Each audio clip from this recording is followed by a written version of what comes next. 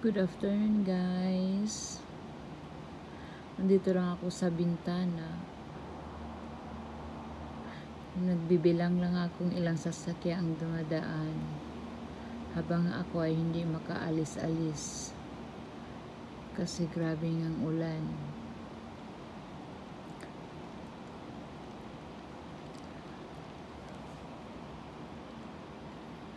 Samahan niyo ako, guys, magbilang kung ilang sasakyan ang dumaan.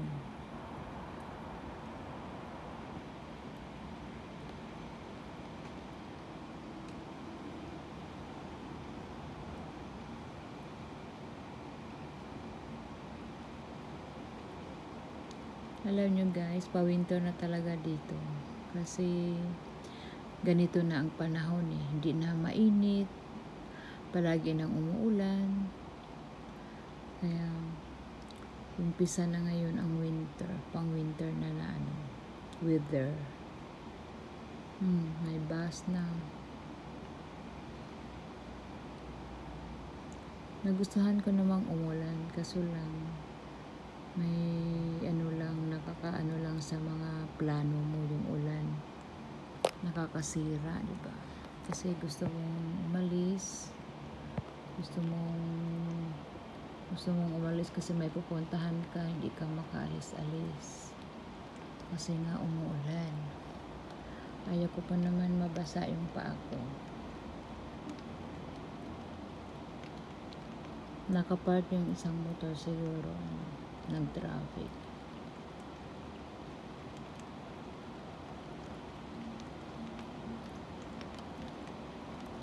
Grabe, lumalakas talaga ang ulan, guys.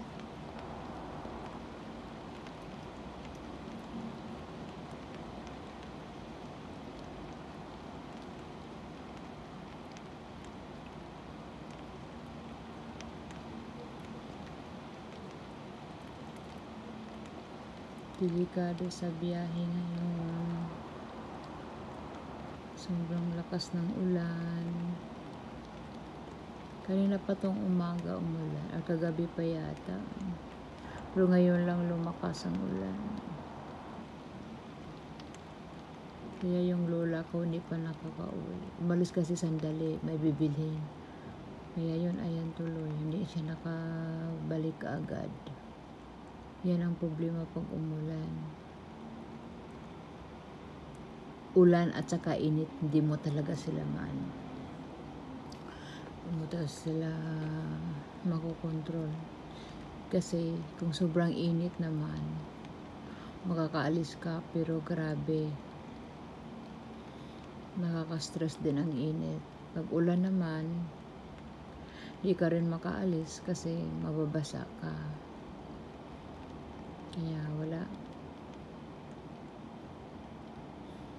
wala kang pagpilian. Pero mas okay na siguro yung init, kasi yung init pwede ka makakaalis ka naman. Kaya ngayon lang pawis na pawis ka. Ito naman yung ulan, pag umaalis ka, basang-basa ka rin. Yun lang din.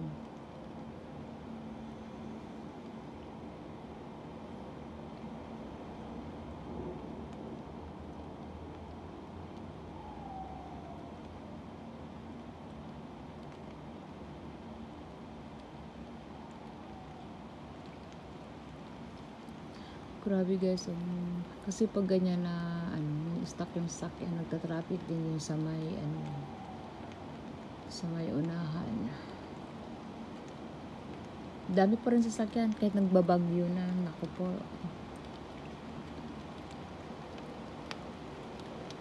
Lumakas talaga ang ulan, guys.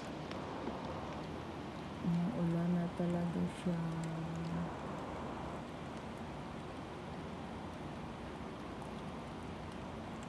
Basang-basa sa ulan.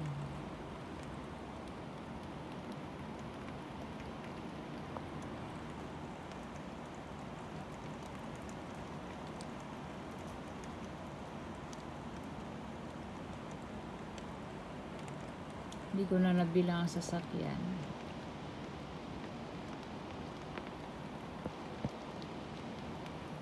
Ito pala yung village namin, guys. Super tahimik dito. Kaso lang malikabok kasi nasa kalsada kami. Kasi ang dumadaan kasi dito mostly is yung mga mga malalaking sasakyan, mga cargo dito ang dumadaan, kaya maalikabok kasi ang lalaki ng mga sasakyan. Grabe talagang ulan, guys. Tumakas talaga siya. Parang may bagyo. Kung may hangin to, bagyo na. Wala namang hangin. Tingnan yung puno. Naka-stay lang sila. Yung mga dahon pala. Kasi mag-i-stay naman talaga yung puno. Yung dahon, yung dahon, naka-stay lang sila. Walang kahangin-hangin. Malakas lang ang ulan pero walang hangin.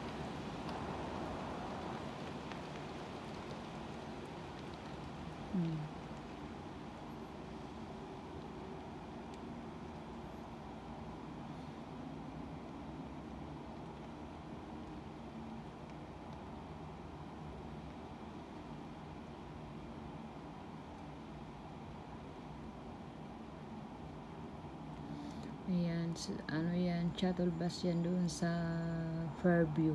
Dati nakatira ako Parkview. Sila naman is, dito naman may Fairview.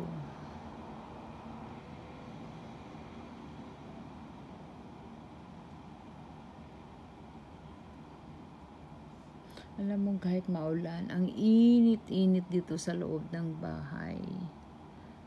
Diyos ko. Kaya mas okay na talagang mag-winter kasi alam nyo, guys, kasi yung winter kasi is makokontrol mo yung diba? Kasi pag nilalamig ka, mag-jacket ka o mag-sweater ka, yung init, Diyos ko, hindi mo talaga siya Diyos ko. Kahit magpayong ka, ang init-init pa rin. Itong winter kasi, mag-pajama ka lang or mag-long sleeve, ayos na, okay na. Yung init, Diyos ko, nakakabwisit talaga yan. Nakakabwisit. Lalo na maglalakad ka, magtatrabaho ka, na hindi naka-on ang aircon, nako. Lalo na ako dito, yung aircon ko lang is yung matulog ako. Yun lang aircon ko kasi wala namang bata at walang katao-tao dito sa bahay. Mahiya naman din akong mag-aircon ako na nag-iisa ako at wala pang ginawa. Kasi yung paglilinis ko, nasa akin na lang yun kung kailan ako gustong maglinis. So, alam nga naman mag-aircon ako everyday. Nakakahiya naman. Kaya yun. Pisit na pisit talaga ako pag init. Kaya, i-check ko ngayon. Kasi, hindi ko pa rin na-try ditong mag-winter. Mag-stay. Ay, pupunta ako dito pag winter. Kasi, pero, minsan lang naman. Ilang oras lang kasi yung may mga pa-dinner kami dito. Kasi, dito nga yung bahay na to is bahay ng nanay ng amo ko dati. So, pumupunta ako dito palagi pag may okasyon. So, di ko talaga masyadong na pag winter kung kasi sabi nito super lamig daw dito sa Yonglong kasi nga daw malapit to sa China, kaya super lamig dito sa Yonglong. Kaya nga pag pumunta kami dito, sasabihin talaga ni amo na yung mga bata i-double jacket kasi malamig doon kina Lola. Super lamig nga daw dito. Kaya ma-experience ko na yung super lamig nila dito. Pero doon naman sa lugar ko dati, malamig naman din doon kasi nasa taas kami. Nasa taas kami, makikita ng Central, yung Kowloon, yung Tiste. Makikita namin yun sa sobrang taas nga na yung place namin. Malamig din doon, as in. Iwan ko lang dito kung gano'n din kalamig. Guys, suminto ang ulan. Narinig siguro ako. Narinig ako anong oras na, huminto na rin ang ulan sa wakas. So, baka hindi ko na rin mabitbit yung mga aso ko doon sa labas kasi maulan nga. At sana hihinto na talaga to until bukas kasi wala na, hindi na masyadong malikabok kasi basang-basa na yung kalsada. So, happy me na kasi hindi na masyadong. Naano kasi ako pag alikabok, naghachi-hachi ba?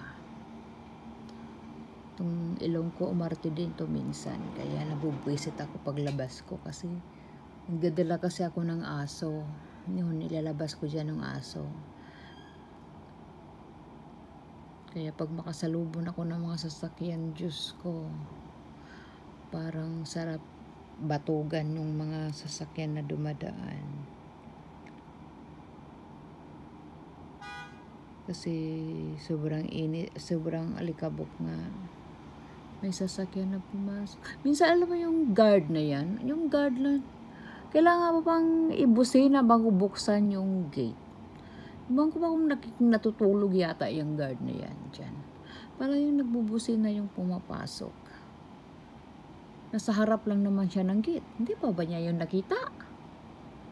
Hindi pa ba niya yung nakita na may pumapasok ng sasakyan? Nagmarites na naman ako. Hindi, ano lang ba?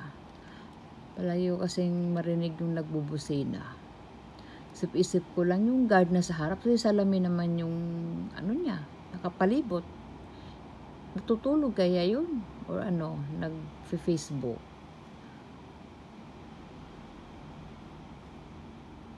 Or nagpupo. Alam mo yung pupo guys? May pupo na ba kayo? Yung bagong, yung hindi naman siya bago. Yung bagong pagkaabalahan lang pala dito na mostly nata sa Hong Kong na mayroon naman sa ibang bansa na magkapera ka after 100,000 points ba yun or 10,000 points yan.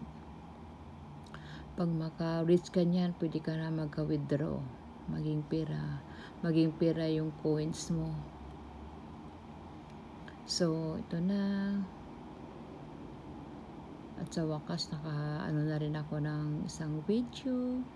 At huminto na rin ang ulan. Pero hindi talaga siya tuminto. Yung ano lang ba, hindi na malakas ang ulan. May ulan pa rin.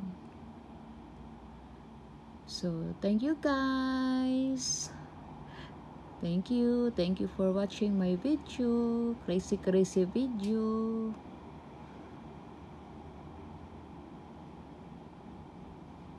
Oops. Oh, yan ba, bubuksan.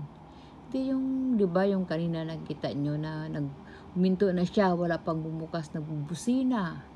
Saka na lang siya nabuksan nung nagbubusina. At bakit kaya itong guard? Ay, baka yung sasakyan na yan is hindi taga dito, kaya sino kaya? Yung guard, ano niya, sinundo pala. Sige guys, thank you for watching my video. See you next time.